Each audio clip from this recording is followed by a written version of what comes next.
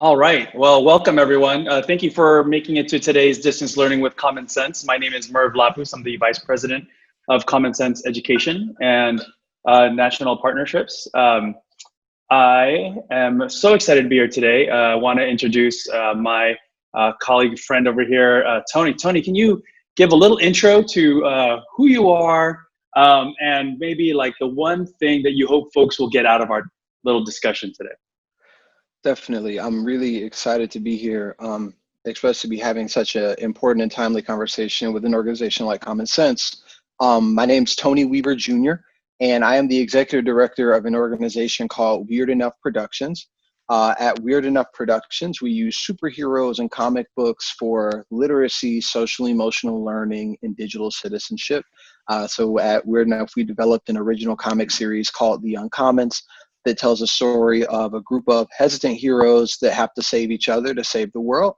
Since launching the comic, we've got about 200,000 readers, and our education platform combines our comic with curricula that we have rolled out in about 40,000 households and schools across 14 states, really rooted in this idea of helping young people understand that there's a hero in all of them, and using comics as a conduit to help them find that. I love it. I love that. When we were initially chatting about how you started Weird Enough, could you share a little bit about kind of what prompted you to kind of create this type of organization that amplified this type of voice? Definitely. So the place where our country is today, to me, makes me very aware that there's more work to be done because it feels all too familiar. I started Weird Enough as a junior in college at Elon University in North Carolina, directly in the aftermath of Ferguson and what happened with Michael Brown. And I started Weird Enough because I had a firm belief that media representation played a role in the way that people treated each other day to day. While I was in school, I volunteered at an elementary school where I mentored a fourth grade student who was one of the only Black students in his class. And despite telling me about all his favorite superheroes and all the heroic aspirations that he had for his life, when Halloween showed up, when Halloween was coming up and he had to tell me who he wanted to be for Halloween, the only person that he could think of was CJ from Grand Theft Auto. And that really resonated with me because when I was in middle school, I dealt with a lot of issues pertaining to self-image, depression, anxiety, and actually attempted to end my own life because I didn't feel like who I was as a person had value. And in that experience that I had with that student, I realized it was a problem that a lot of people had other than myself. But in addition to that, looking at the place where the country was, I thought if media representation has this ability to negatively impact people, what would it look like for us to leverage the media landscape as a tool for good? What would it look like for us to be deliberate about using media as a way to deconstruct bias and things of that nature? And that's kind of what led me down the path to starting Weird Enough. That's super interesting. And thank you for being able to kind of make those types of connections together. I think as you mentioned that, as you share that story, we are now bombarded with a ton of these stories. And in one Yeah. shape, it's a story that many of us and many, especially people of color and Black families have heard daily. And for many others, this is the first time we're seeing it, or Right. we're seeing it now in a way that's become more visceral for us because it's in our face and all being at home, we're seeing it more. And it's being recognized. And with that, that means students are seeing this Yeah. or are being affected by the way it's affecting their parents and their families. So we know that they will be coming into schools with these ideas, these questions. What do you see as with school starting back up in the fall? What are some of the things that we need to really think critically about as, you know, as an educator? What should we be thinking about, you know, around these issues? Definitely. So before I say anything, what I want to preface um, is that everything that I say comes from a place of appreciation. My mom was a math teacher, assistant principal, and is now at the superintendent level at a school district in Atlanta. Um, I appreciate educators a lot, teachers, librarians. I consider myself an educator because I do work directly in schools and I write curricula, but I do understand that that's no substitute for being an actual teacher.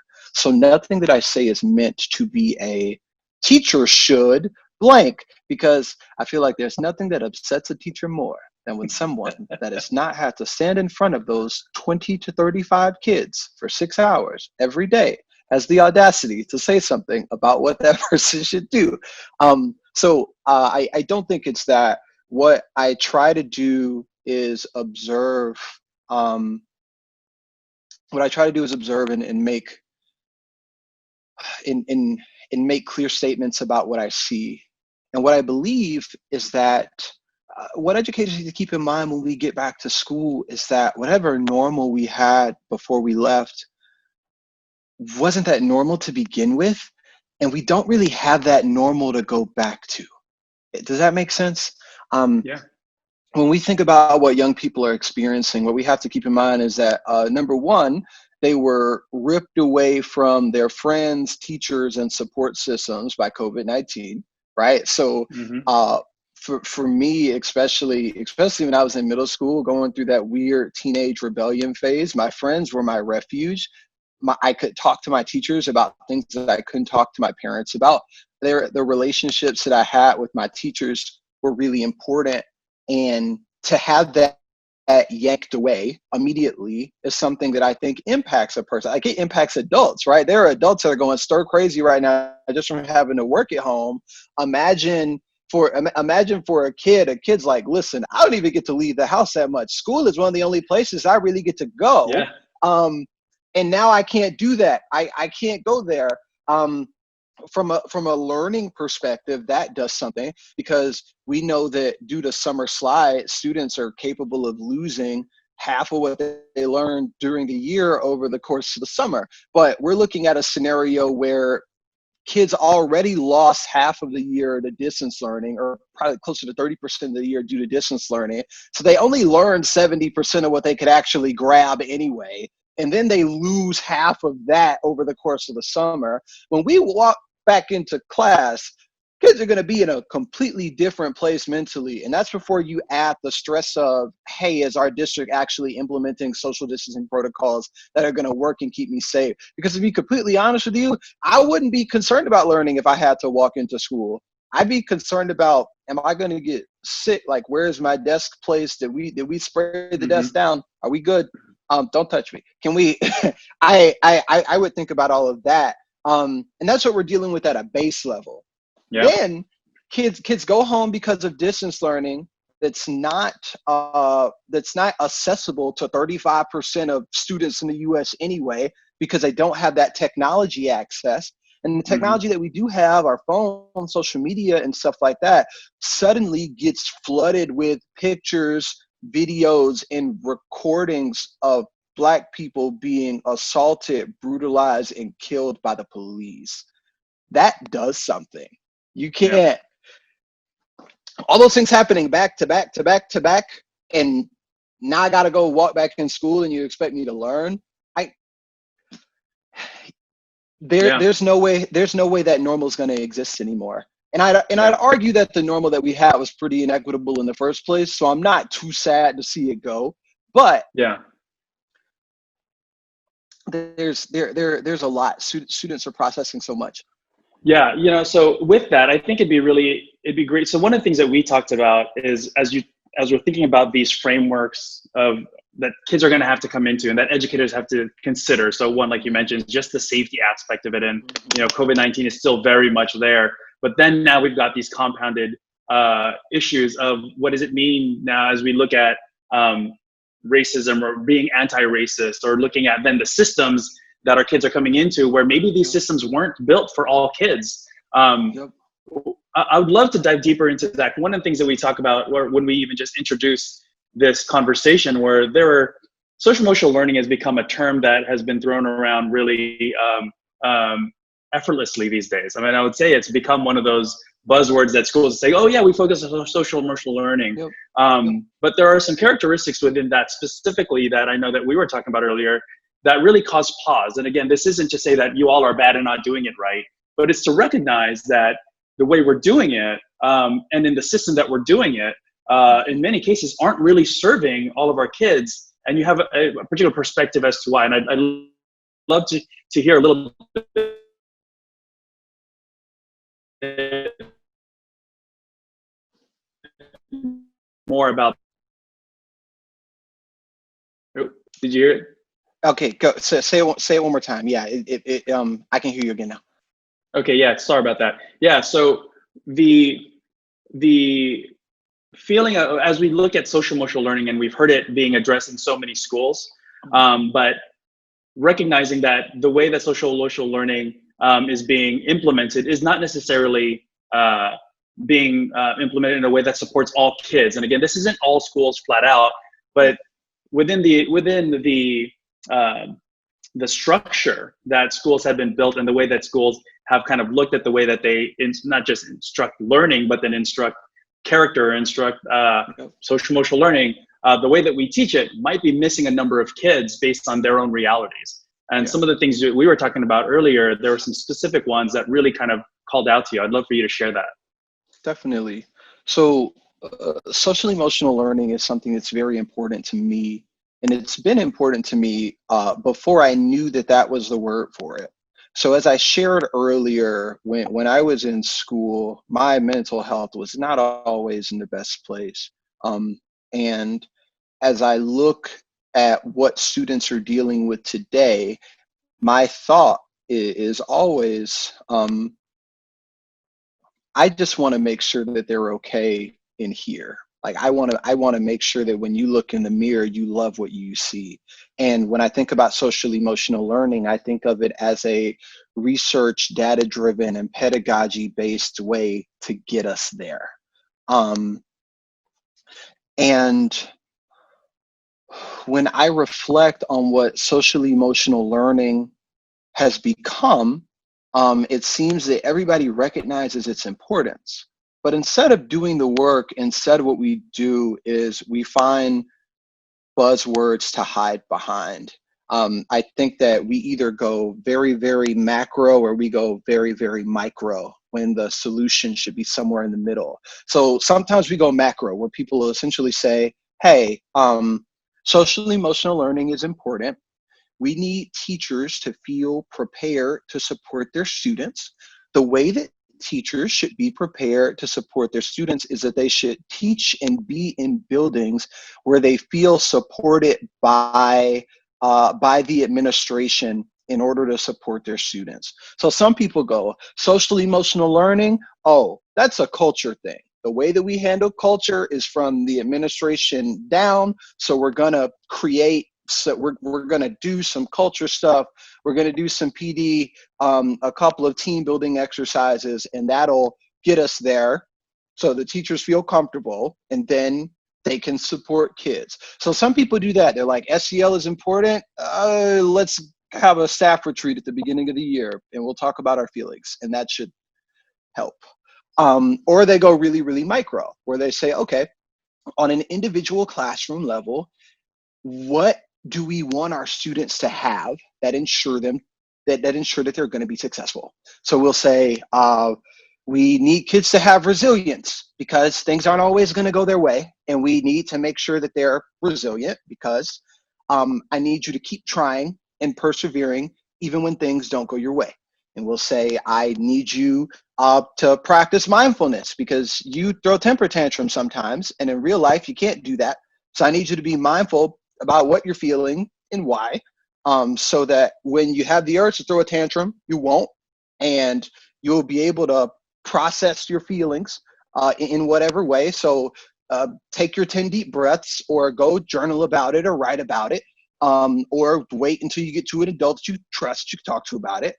And then we say we want our students to have grit. So we'll say I need you to keep going even when things get hard. I need you to be tough. I need you to develop thick skin because yes, kids are going to bully you, and yes, things are going to be unfair sometimes, but I need you to keep going and pushing throughout that. And that's what we need our kids to have. So we talk about social emotional learning, and at a base level, it started as, hey, what can we do to make sure that our kids love themselves? And our two responses, for the most part, as an education sector, were, I'm going to make sure that your teachers feel cool so that they can talk to you whenever something happens. And I'll, as an administrator, I'll make sure they know that I won't come down on them too hard. Now, whether that's actually true remains to be seen. Or we're going to stick to like resilience, mindfulness, and grit. And I'm going to pick these really broad terms that in a lot of ways actually translate to go process your feelings over there so I don't have to deal with them and they're not a disruption. And I think that all three of those fundamentally fail students at a base level, but especially in the place where the country is today. I appreciate you for saying that. I think in one of the discussions that we were doing yesterday with another panel where we had Professor Ibram Kandi and Allison Briscoe Smith. One of the things they talked about was the talk. And I've heard educators try to think about how do we process the reality that we have kids who are coming to our schools where the talk is being framed as being mindful, being resilient, and just getting through it. And if folks don't know what the talk, and you know what, Tony, if you can explain kind of to our audience here, what is the talk and how does that translate to then, you know, some of the miscommunications and what we think are just consistencies of what you're doing when you have to deal with issues around the talk, how that translates into the same way you would have to deal with an issue in a classroom are actually really different things. And if we try to connect those things, we're actually exacerbating a bigger problem or a challenge. We're expecting that our young kids of color are actually more resilient than others, when the reality is they're just as fragile and just as hurt. But what the talk is allowing for them to do is not necessarily just being mindful about what's happening. It's about a safety thing. Yeah. So I think the phrases of grit, resilience, and mindfulness are things that as a Black child, I was familiarized with very early. Now, sure, my parents didn't particularly use those terms, but those concepts were things that were introduced to me very early. You talk about you talk about resilience, and I was raised with the idea that you have to work twice as hard to get half of what other people have. That's just what it is. You're a Black child in America. That's what it is. You have to work twice as hard to get half of what other people have. That's what I was raised on. When we think about mindfulness, I was raised on, if you need to cry, that's fine. Just don't let them see you cry. If you get angry, that's fine. Don't let them see you get angry, because the minute you get angry, it's going to be interpreted a lot different than if somebody that didn't look like you was angry. If you get angry, they're going to feel threatened, and that could lead to negative things for you. So I don't want them to feel threatened. In addition to that, when we talk about mindfulness, I always taught to be aware of your surroundings. Be aware of your surroundings, be aware of how other people feel, be aware of what the situation is, because what you have to understand is that even though you're supposed to have autonomy over yourself, sometimes you don't, and you end up in places where there are authority figures for whom the way that they feel is what determines how you get treated. So I need you to be aware. Those three concepts are things that I was raised on. And when my parents sat me down to have the talk about what to do if I encounter a police officer, if I'm pulled over, if somebody questions me, like I explicitly remember, like I collect these buttons, and when I was younger, I was really big into collecting buttons, and the place I would put them is on my backpack. So I wear my backpack all over the place because I would want people to see my buttons. Like I spend all this time collecting these buttons. I line them up really nice and neat on my backpack. I just want people to see my buttons. And I remember as a teenager being like, if girls get to wear purses everywhere, why can't I wear my backpack? I just got a nice looking bag that I want people to see. But I'd go in stores, and because I have a backpack on, people would think that I would steal something from the store. And I explicitly remember being stopped in a Staples when I was like 14 years old, where somebody asked to search my bag, and all of my reflexes kicked in. Don't make any sudden movements. Make eye contact with the person. Be respectful. Yes, sir. No, sir. Move slowly. Let them look in your bag because you know you didn't do anything wrong. And wherever mom or dad is, you get to them as fast as you can. That was what I was socialized to do. You behave respectfully and you do what it takes to get home, and you come find me as soon as you can. You come find me. That's the that's the that's the process. But the Yeah. place where I think it fails is that when my parents had that conversation to me, the thing that was tragic about it was that they knew I could do everything that they told me to do, and I still might not come home. They still might not see me again, and they Yeah. knew that. That's what makes it tragic, right? The fact that they knew I could do all of those things, and I still might not come home. The talk that my parents gave me was a last ditch defense mechanism in hopes that someone would see their child as human long enough for them to get there and intervene. That's what the And talk is.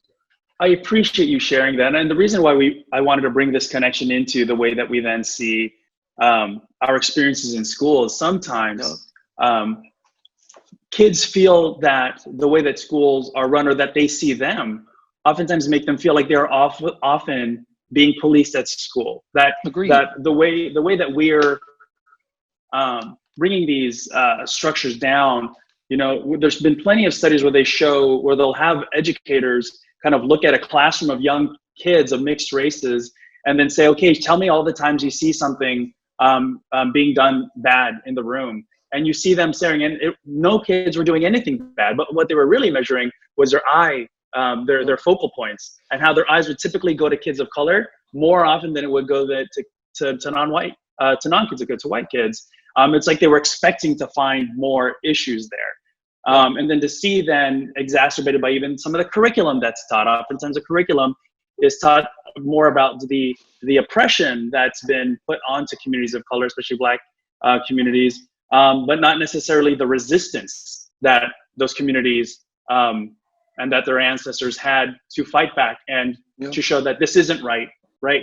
We've oftentimes focused on what's happened to them, but not what they've done to come away from it. And if we don't show that resilience or this idea of survival, it's not just that they got through it, but that there was this passionate embodiment of this isn't right. We just want to be equal. We're fighting against it. It wasn't that they were just resilient. It was that they were fighting for equality. They were fighting for a fair chance. If we see that in our curriculum, or we see that in the way that our systems try to treat our emotions in this bucketed way, we don't really see the full child. Where in some of our communities, I know my community, if I'm having a problem, someone coming up to me and like, putting their, rubbing the back of my head or rubbing my shoulders in my family, that is a communal way of being there with you. But if that happened in school, get your hands off of them. You're not supposed to touch each other. And it's following kind of the school rules and the laws, or the policies, I'm sorry. Right. I think that I agree with you 100%. There's an environment for policing in schools. So one of my mentors is named Corey Green. And Corey spent 15 years on Rikers Island, and is now an activist really focused on helping formerly incarcerated people kind of reintegrate into society. In a conversation that I had with Corey, what Corey said to me was, what you need to understand about schools is that school doesn't always feel safe for everybody.